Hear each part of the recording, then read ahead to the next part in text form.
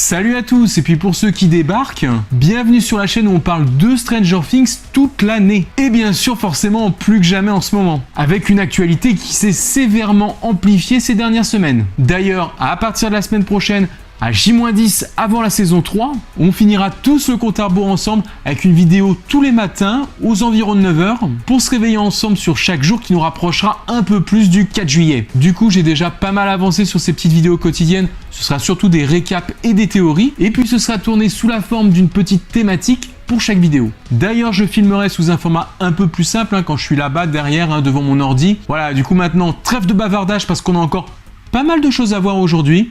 Alors c'est parti.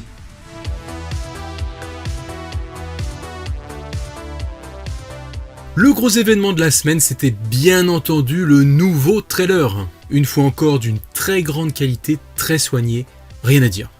Du coup, il est sorti jeudi soir aux États-Unis, autrement dit vendredi très tôt le matin chez nous.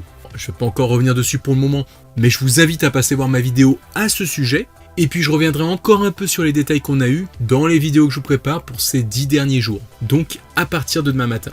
Mais en tout cas, cette semaine, en plus de ça, la com s'est fortement accentuée, avec des acteurs qu'on retrouve un peu partout sur les plateaux de télé, souvent l'occasion de dévoiler quelques nouveaux extraits, comme avec Decree Montgomery, et un extrait de lui dans la saison 3 qu'on nous a proposé, qu'on ne trouve d'ailleurs même pas dans la nouvelle bande-annonce. Il en va de même pour David Harbour, avec son extrait dans lequel il discute avec Joyce dans un magasin, et apparemment dans cette scène il lui ferait comprendre qu'il ne verrait pas d'un très bon œil la relation de sa fille avec Mike. Aïe! Ça a l'air de le tracasser un peu de les voir s'embrasser, ce qui donne déjà clairement le ton sur la façon dont le chef de la police perçoit un peu son éducation de la jeune fille. Et bien évidemment, les conseils de Joyce l'aideront sans doute à se tempérer. En termes de communication, nous avons aussi eu le droit sur les réseaux sociaux à une sorte de clip show, probablement là encore un extrait de la saison 3, au cours duquel Eleven et sa nouvelle meilleure amie Max font du shopping en s'amusant dans le Starcourt Mall, et puis en taquinant un peu les filles qui tentent de les snober. On voit d'ailleurs une fois encore qu'elle utilisera pas mal ses pouvoirs de façon purement récréative, après le tour qu'elle avait joué à Dustin dans le premier trailer. Des pouvoirs dont elle aura plus que jamais besoin vu les menaces qui l'attendent cette saison. Comme d'hab, on a aussi eu le droit à des nouveaux visuels, des photos très stylées que je vous laisse découvrir. Là, on retrouve aussi Heather. Bruce probablement au Hawking Post, vu que c'est un journaliste. Eleven avec son tout nouveau talkie-walkie, sûrement pour rester en contact avec Mike et ses autres amis. Et puis bien sûr ce visuel inquiétant de Billy, blessé au bras et au visage, sûrement déjà sous la joue du Mind Flayer. Regardez le poster derrière, Kill Them All de Metallica, tue-les tous. À mon avis, ça n'a pas été mis là par hasard. Concernant les tournées de plateau les plus remarquées, on appréciera celle de la bande de jeunes au complet, qui est venue se faire un peu taquiner par Jimmy Fallon et son Tonight Show. On retrouve aussi des articles relatant de la série qui arrive dans les magazines, comme celui-ci qui semble déjà raconter que Robin va aider Dustin à craquer un message secret, Heather va disparaître, et bien sûr Bruce et son humour décapant vont un peu saouler Nancy. Bon, attends, ils ont déjà vu la saison quoi. Et enfin on a retrouvé au MTV Award Finn, Gayton et Noah qui profitent de l'occasion pour s'amuser un peu à nous taquiner sur une hypothétique mort de Dustin.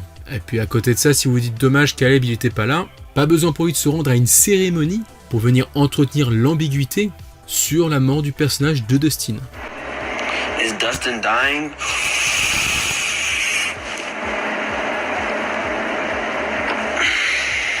Honnêtement tout ça sent un peu le bullshit quand même. Honnêtement, maintenant avec tout ce qu'on continue de recevoir, il me tarde vraiment que la saison arrive avant qu'on nous en dise ou peut-être qu'on nous en montre trop. Au passage, j'attire votre attention sur une vidéo que j'ai trouvée très sympathique. C'est celle du youtubeur Chronique en série, qui était donc la fameuse personne qui avait eu la chance d'interviewer Millie Bobby Brown et qui en avait profité pour la piéger un peu en lui demandant de raconter un faux spoil, j'en avais parlé la dernière fois. Donc voilà, dans cette vidéo, il redonne un peu de contexte à toute cette histoire et offre son témoignage sur ce genre d'interview à la volée. Bref, la vidéo dure 7 minutes, donc passez voir, ça pourrait vous intéresser.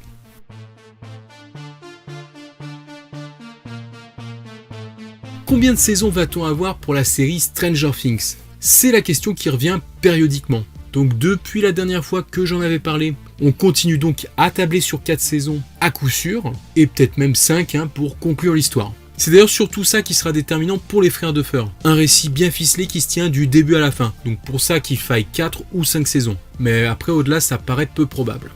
En tout cas, ce qui paraît nouveau aujourd'hui, c'est de trouver des articles dédiés à d'éventuels spin-offs.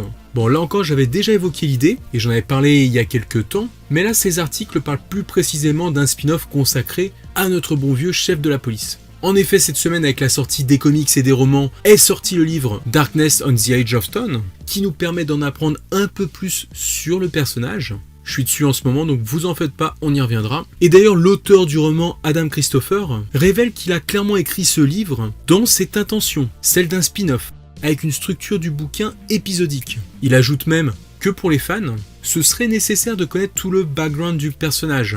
Ainsi, il déclare « On sait grâce à la série qu'il a été à New York, ce livre est la première occasion que l'on a de découvrir sa vie de famille avant que tout ne change. » Sa vie se découpe à peu près en 2 parties, avant le Vietnam et après le Vietnam.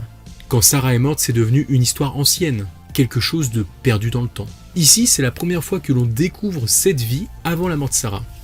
Au final, il n'y a rien d'officiel là-dedans, donc pour l'instant, on s'emballe pas. Ça a plus l'air d'être pour l'instant la volonté de l'auteur qu'autre chose. Mais un petit spin-off sur Hopper, moi je signe direct.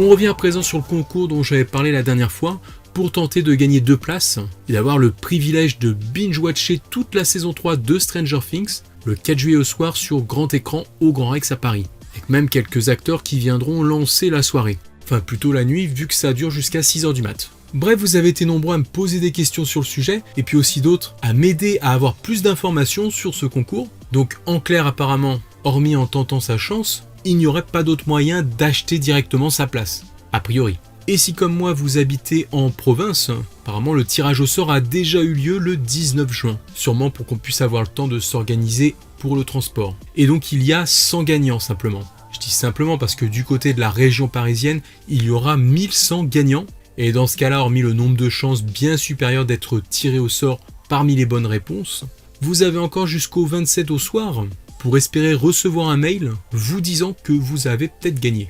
Donc voilà, pour résumer, si comme moi vous êtes en province et que vous n'avez toujours rien reçu, a priori c'est pas très bon signe, tout comme pour moi d'ailleurs. Et par contre, si vous êtes en région parisienne, vous avez encore une chance de gagner le 27 juin. Voilà, donc pour ceux qui auront gagné à un moment ou à un autre, n'hésitez pas à me le dire dans un commentaire d'une vidéo, et puis d'avance un grand bravo à vous. Niveau merch cette semaine, c'est Mongoose qui a attiré le plus l'attention avec son nouveau vélo, une réplique en édition spéciale du vélo de celle qu'on connaît plus sous le nom de Mad Max. Comme pour les autres marques qui ont été en partenariat avec Stranger Things, la pub reste très ancrée dans l'ambiance de la série, avec ce spot très typé dans cet univers. Ce vélo sera dispo sur Target.com au prix de 219$ à compter du 30 juin. Pour le moment, pas de nouvelles pour savoir si nous l'aurons à l'international. Enfin, on termine cette vidéo par un tout nouveau pop-up orchestré par Netflix à Séoul en Corée. Bon, alors c'est vrai que c'est un peu loin, mais c'est toujours sympa de savoir ce qui se fait autour de la série et puis de s'évader un peu. Alors je vous montre ça et puis sait-on jamais, si vous passez dans le coin. Du coup, cette salle de divertissement éphémère, dans l'ambiance d'Hawkins, ça a plutôt l'air d'être très sympathique. Elle est divisée en 4 zones, avec une escape room, des salles d'arcade. D'ailleurs, attendez voir, ce serait pas Stranger Things 3 The Game ça ? Il y aura aussi une partie musée d'art, et une salle qui reprend les thèmes des 2 premières saisons. Bref, Strange Story, comme se nomme le lieu, sera ouvert du 20 juin au 7 juillet. Au passage, petit point sur ma chaîne secondaire.